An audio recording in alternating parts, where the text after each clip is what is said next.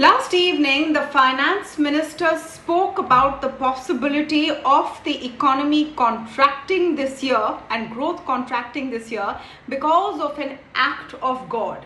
For some reason, there is great surprise and consternation at this statement.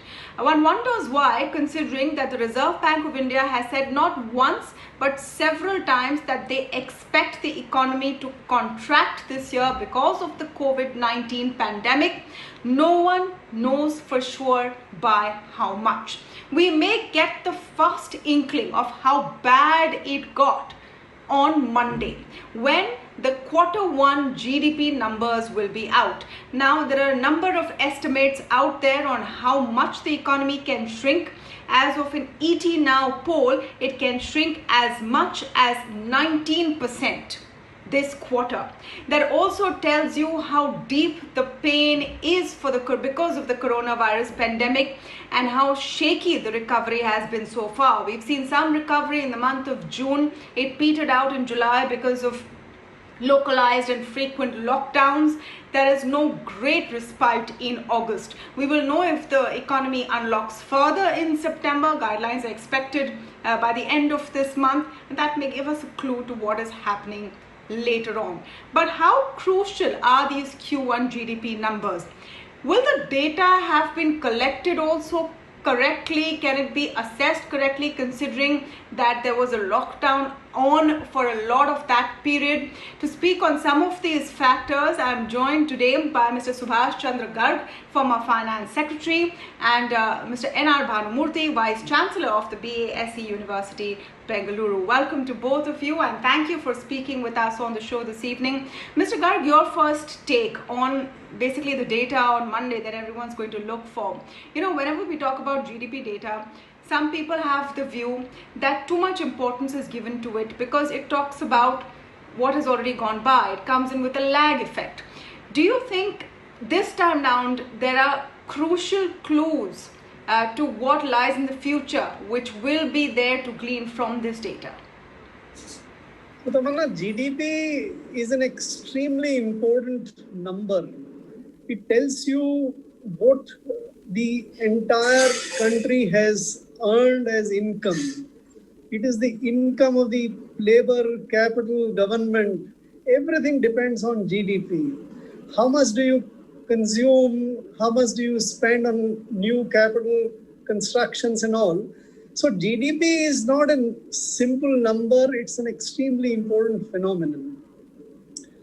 GDP keeps on evolving today in this world when there are so much of data which is available, virtually being generated online in real time. You get a much better sense of where the GDP or the growth is heading. But it needs to be officially sort of confirmed that where we are. And that is why the number which is going to be announced on Monday for the first quarter is an extremely important number. The government may have a system where the data collection might have been somewhat affected, but today the data is the biggest asset available. So you will have a good sense. Just to respond to what you initially said about the act of God and contraction, I think no one in this world believes that there would not be a contraction of the Indian economy. Everybody believes that there would be a contraction. What differs is the estimation of the amount of contraction. And this was caused by two principal factors, which is not the act of God directly. One is the COVID-19. That hit everyone. That hit a lot of people, a lot of businesses. Airlines can't function, many of other businesses can't function. And the second, the decision taken by the government to impose a certain kind of lockdown. India witnessed one of the biggest and the most stringent lockdown. So these were the two reasons responsible for the contraction. How much contraction? In my judgment, in the first quarter, we would have something close to about 25% of the economy contraction in this first quarter. I can explain, but I would do it later in case you need. But in my judgment, it's about 25% plus minus 5%. All right, to you on that, Mr. Garg, and I'm keen to understand why you've come to the 25% figure. You're not the only one. There are a host of agencies, of course, who put out their estimate, and they range between 15% to 25%. But let me get in Professor Bhanumurthy for his take. How crucial do you think these numbers are?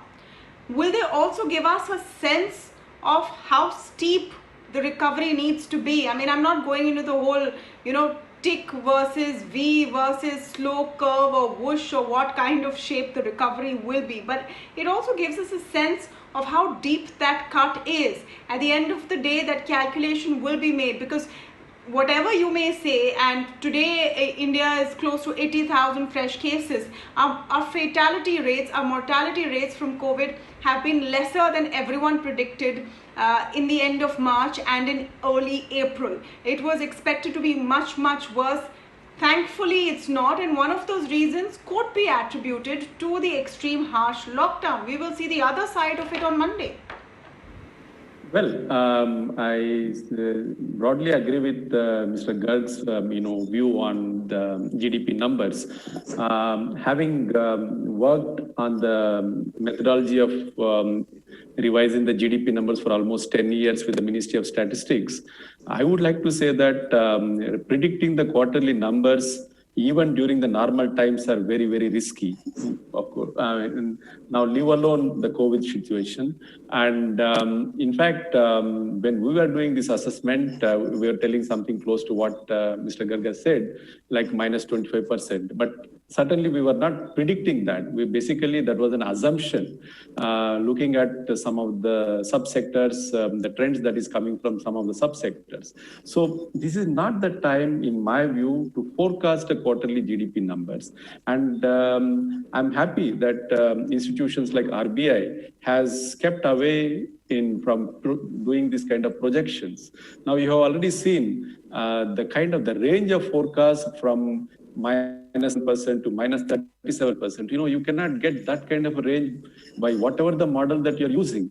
Now, having said that, again, as Mr. Garg pointed out, the first quarter of the current financial year, there is no way you can expect any great number. But since the way the methodology of quarterly GDP numbers, most of the components that are used in estimating the quarterly GDP numbers are the forecasts based on the previous quarter or whatever the previous to previous quarter information. So I think you might see a sharp revision from what they are going to say on Monday, and when we get the final numbers, maybe at the end of the financial year. I would expect the GDP growth would have bottomed out in the first quarter of the current financial year for the reasons that you already pointed out, Tamanna, and we should be expecting a turn in the overall GDP number from the second quarter. You may still see a negative numbers, but as I've been arguing for quite some time, the recovery is going to be much more slower than what everybody is predicting. But then it all depends. But all the forecasts, I want to make it very clear, the forecasts are always conditional upon most of the policy intervention that we make.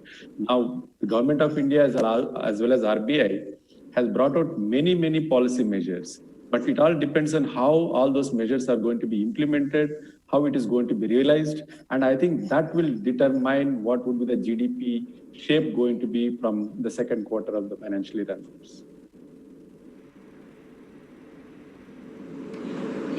I think the reason that nobody is even attempting to do that, because as you said, implementation is one factor, but one can argue that implementation is still in our control.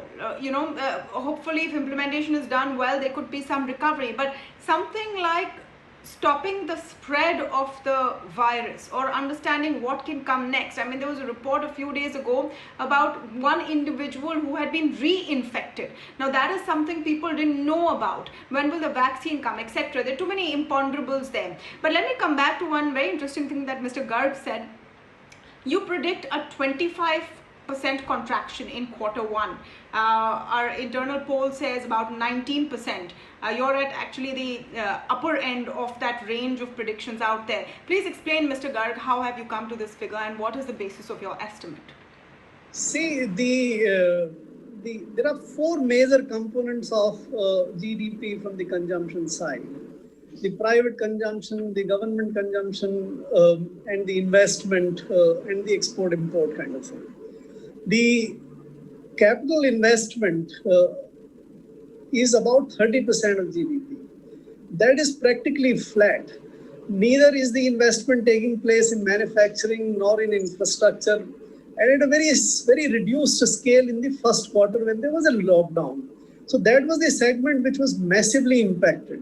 So 30% of the contributing GDP was, I don't think it was more than 1/3 functional at that time. Look at the other one, the consumption. In the consumption, which is about 60%, the private consumption, which is about 60% of the GDP, there are two large segments. One is the discretionary consumption and the other one is the non-discretionary consumption. The discretionary consumption is about 20-25% out of 60%. That had also totally fallen flat. There was no discretionary consumptions on travel, on fashion, on purchase of luxury items and other kind of things. So that had also contracted in that quarter by something close to 50 to 60 or maybe more percent.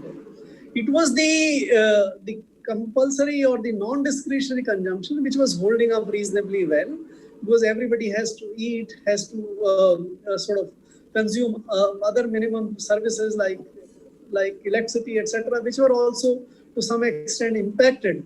And the government consumption was somewhat higher. So if you put these all four elements together, and exports and imports were also down, you would come to this number that about 25% of the economic activity did not take place.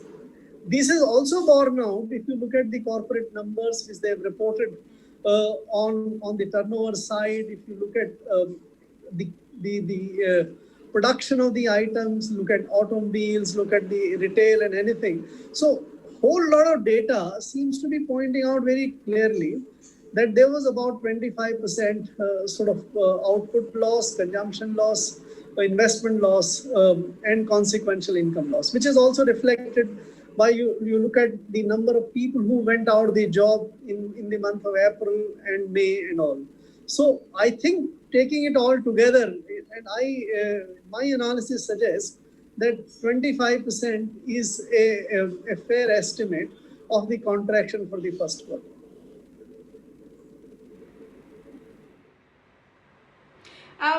Mr. Garg, I also want to get your take on the kind of recovery that India has seen in a comparative state. COVID-19 has hit the whole world. Different countries adopted different approaches on how to tackle with it. India went down into a sharper lockdown much earlier, then unlocked. We also have a large population, so a huge number of cases, etc., large recoveries as well. When you compare the economic recovery in India and with other nations, where do you see us? So the lockdown was the most necessary decision. And we started unlocking from the middle of May, and slowly we have put most of the economy back on the rails. But still there are quite a few things which are affected. You don't have metros, you don't get the transportation means operating at capacity, schools, other things are still. So there is some part of the entertainment and other activities are still under some sort of lockdown. But if you put it that about 80 to 85% of the economy has been allowed to be operated in a normal sense. Now that is the comforting factor that would put the economy back on rails gradually. And we have now 2 months gone by of the second quarter also. So we have some sense of where the economic activity is taking place in July and August. But the dynamics is much more sort of complex. You have to see whether the demand has come back, whether the supply disruptions which are caused by not only lockdown, but the local lockdowns and many other factors. The labor is still not fully back at places of work. The construction activity is also affected. The demand for certain kind of things has come down. So in my judgment, after the unlocking is playing its part, you saw the pent-up demand coming up in the month of June. Then there was some sort of plateauing, which is being sort of seen in the month of July and August. So in my sense, the recovery has started taking place, but the second quarter would also see a reasonably good contraction. It's only in the third quarter that perhaps we may come a little more closer to the normal economic function. I don't see before the fourth quarter the economy coming back into a normal state or at the activity level as at the last year. Incidentally, in last year, the lockdown started in the month of March. So last year's economic growth was also to some extent muted. So my sense is, and I'm making very broad estimates, these are subject to, as you said, and as Bhanu said, how the economic decisions or the policy decisions which have been taken play out. In my judgment, we'll probably see about a 15% contraction in second quarter, about 5 to 7% in the third quarter, and in the fourth quarter probably we'll be at the level at which we were there in the last year. That's why I have been on record saying that the year 2021 probably will see a very large contraction for the year as a whole of about 10%. Yes. Okay, so that's you've stuck your neck out there and put out all of those figures. Of course, you have the disclaimer that all of us have right now, which is of the act of God. We don't know what is going to happen up ahead, so that gives us some courage to go out and make those predictions. Mr. Bhanumurthy, can I tempt you to make some predictions as well? Or should I just restrict you to, talking about the impact that the festive season may have on uplifting quarter two? Well, I think I have been in this profession of forecasting for almost 20 years, in 2 decades, and that really makes me to be a little more careful about doing forecasting. And I've been doing this quarterly modeling, monthly, annual. So I've been doing a lot of forecasting work for quite some time. So in fact, what is more interesting right now is not really the number per se. What is the GDP growth going to be for the whole year? I think that is, we still have to wait for some time. As you rightly say, act of God, we don't know what is going to happen in the next couple of months or quarters. But I think what is more important right now is what are the policies that we need to really put in place to, help revival of the economy. I think that should be the most important thing that we need to think about. Now, we have done some simulations. I don't do forecasting because of these uncertain conditions, but we have done some simulations. I think there is a difference between forecast and the simulation. So we have done some simulations. The kind of current policy intervention that we already have in place. Now, if they all have, implemented, I think the GDP growth for the whole year would not be, the kind of negative number that is being floated. I would say a much more decent number. I'm still not going to put the number for this, but we are going to see a much decent number than what most of the forecasters are saying. But again, as I'm saying, it is subject to the policy implementation. But I think for more than GDP numbers, I am more concerned about the outcome of all these policy measures, that is an inflation. Right now, we need to worry more about inflation. You might have, go for a, second stimulus. But then if it leads to improving only the demand conditions, I think we are going to see an inflationary pressure in the Indian economy. We need to focus more on the supply side measures. And that is one of the reasons why, how do we explain this 7% inflation right now? Now there is a demand, we don't know the demand is happening, but we don't know to what extent supply is happening. But if you look at the gap between demand and supply, I'm sure there is an increase in demand, but at the same time, there is no catch up in terms of the supply. I think that is one of the reasons why you are seeing high inflationary pressure for almost 6 to 7 months. So we need to really tackle the supply side issues right now urgently. If at all you want to see a better outcomes of the policy interventions right now.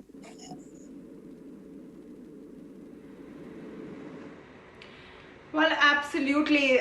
You've given a sort of a broad estimate there that it will be better. The GDP number for the year will be better than what was expected. Well, we don't know what everyone is expecting, but we'll try and take away some optimism from there. Meanwhile, let's wait and watch what happens on Monday. Thank you so much, Mr. Garg and Professor Bhanumurthy, for joining us on this very, very important discussion.